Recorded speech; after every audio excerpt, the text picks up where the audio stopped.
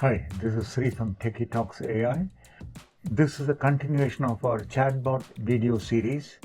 So in this series of videos that helps us to build a very powerful chatbot using Streamlit, PydanticAI and DeepSeek. And in this video, what we'll do is we will add an additional feature to the chatbot. That is, we'll add a drop-down for the user to select a large language model.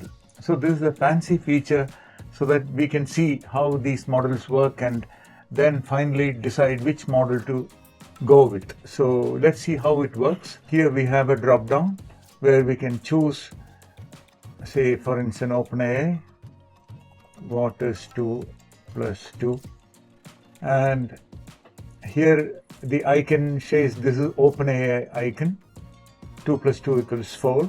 We can change the model, say DeepSeek, and say, can you add 3 more to it? Okay, so this, see the icon change, 2 plus 2 plus 3 is 7. So we can have same conversation, and in between the conversation we can choose the language model. We can change the language model. Okay, so now let's change it again to Gemini. Can you add 3 more to it? Okay, so here, so the icon is different. Okay, so let's see how we can run it easily. All the code that you need to run this is provided in the description. Okay, so you need Docker to run this. That is all. You don't need to install anything other than Docker locally. So git clone and the repo URL of Techietalks AI is given in the description. And once you clone, you can cd into Techietalks AI folder, and from there you can come to 0005 folder. That is where all the files needed for this demo is present. And if you see, these are the files, and remember there is a .env file that you need to create. So in order to help you create that env file, I am giving you env.example file that looks like this. So this env file you will not have. What you need to do is, this one you must edit and rename it as .env file. That is it. That is the only change that you need to do, because you need to provide the API key for these models. And once that is done, in order to run, what you need to do is docker compose up -d from the same folder. Okay, so that is it, and your application is running. So let's look at the code. First, we are adding a select box, which is a drop-down. St select box is the drop-down object of Streamlit, and it has, this is the name of the, this is the label of the select box, and then we have 3 items in it.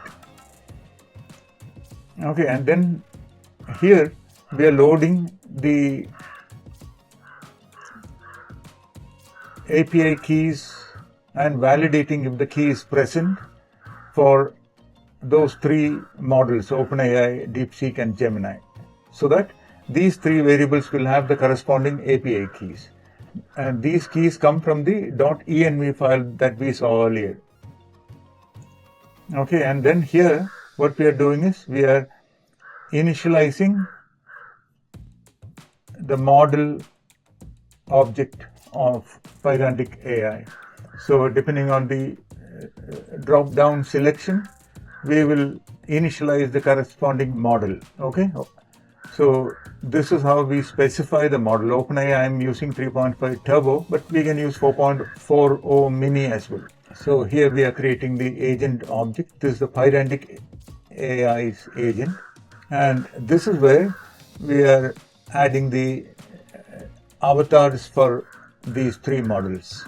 And this is the caption that tells us which model is currently being used. So in this section, we are showing the previous messages. And then finally, here we are running the agent. So there is no change needed below. Okay. Only thing is in the messages history, we are also adding the selected model so that accordingly we can use the avatar to display. That is it. Okay, so these are short videos explaining one feature at a time, and this is a 12-part series. This one is the 4th video in that series. 12th video will have a completely functional chatbot where we can embed the chatbot into our website. We will have a RAG based on PDF, text documents and website URLs. We will also add a tool connected to this agent so that we can capture customer information and provide customer a booking number. So stay tuned. Please like, share and subscribe and give your valuable comments in the comment section. See you again. Bye-bye.